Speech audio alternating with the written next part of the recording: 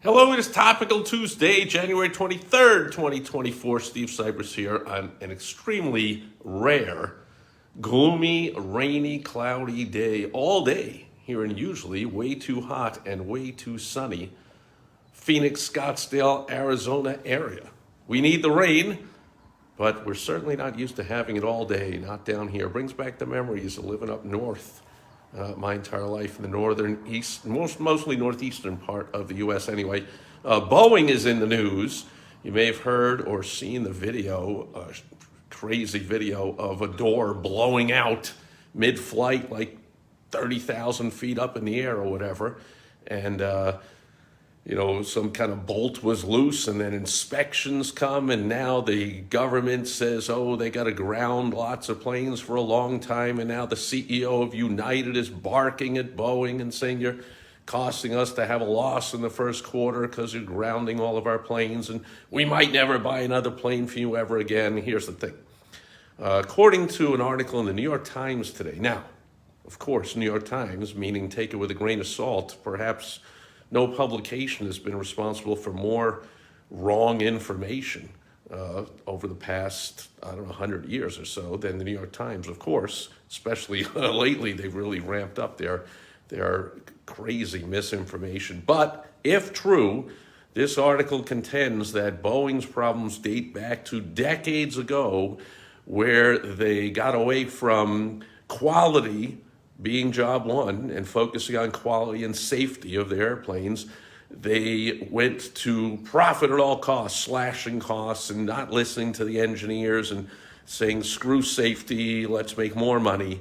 And they got greedy, bad, awful corporation and caused their own long-term demise. So there's a big lesson in that. Now, not likely for Boeing because it sounds disastrous, but there are not that many manufacturers of aircraft, certainly not large commercial aircraft. So likely they're taking the short-term hit, but in the long term, you got to buy planes. And you need Boeing to make planes. There aren't enough manufacturers making big planes to satisfy all the needs of all the airlines anyway.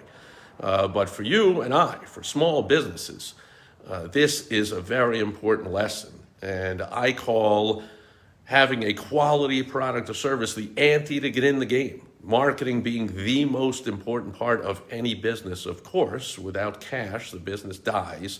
And without marketing, there's never going to be enough cash unless you really just want to be a solopreneur and stay small and all that kind of stuff. Then I hear stuff like, oh, we're all word of mouth and all that. Very small companies say that nonsense. But for anyone looking to be successful and really cares about helping a lot of people, marketing, of course, is job one of any business. And, well, in most importance. But first, you got to have that excellent product or service. And so short term, of course, you can get away with having shoddy, crappy quality product or service. But long term, like you see it happen with Boeing, it can come back to bite you. And if you do not have government bailouts and be too big to fail and be needed by the overall economy and by the government and by big corporations, you have practically a monopoly, all those things true for Boeing, likely your business won't survive such a bad long-term policy of cutting out quality of whatever product or service you provide. Now, another grain of salt is, according to this, again, it's the New York Times, practically have to default to not believe in what they say. But if it is true, it's been going on for decades. And so, again, small business owners, maybe you're okay with 20 or 30 years of sacrificing quality and just being, quote, short-term greedy to make as much money as you can, because 20 or 30 years to a small business owner is not that short-term, is it? So it's up to you. It's your business. I never tell adults what to do. It's your strategy. I always prefer, and I always live by, the strategy of do what's best, do what's right, have high quality products or services, short-term, long-term. That's just what I believe. I know there's a lot of people, especially in my line of work, being marketing experts and consultants and advertising experts that are full of crap and put out all kinds of BS and all kinds of crap about who they are and what they can do when they can't do any of it. And they read one book yesterday, or they got a ClickFunnels account, and so now they think they're a superstar in marketing because they paid for a lot of traffic. So they got a lot of commas coming to their funnel, and now they're an expert somehow, and all that kind of stuff. That's not my cup of tea. And some of them make more money than me and have better lifestyles, and good for them. But I rest my head in the pillow every night and sleep well knowing that I provide and I encourage my clients and my followers to provide absolutely high quality products or services.